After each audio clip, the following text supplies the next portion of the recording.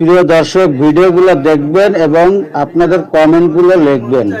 অবশ্যই কমেন্টগুলো করে যাবেন। ভিডিওটা দেখতে থাকুন।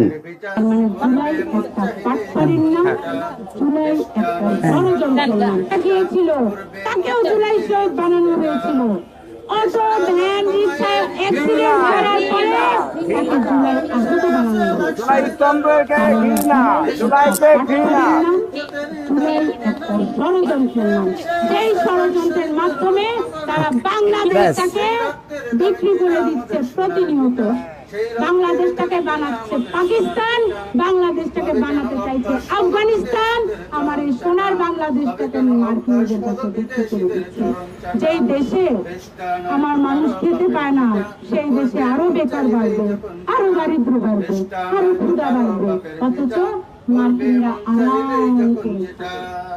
দেখেন, এই জুলাই যোদ্ধাদের নামে এরা কোটি কোটি টাকা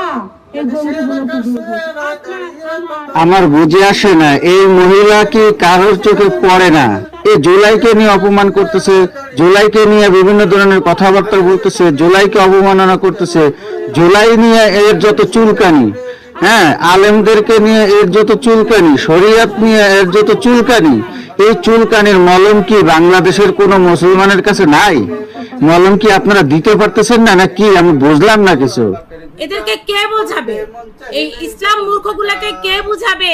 এই ধর্মপাপীগুলাকে কে বুঝাবে যে আল্লাহ ওই পতাকায় থাকে? আল্লাহ কি শুধু পতাকার মসজিদে থাকে, মাদ্রাসায় থাকে?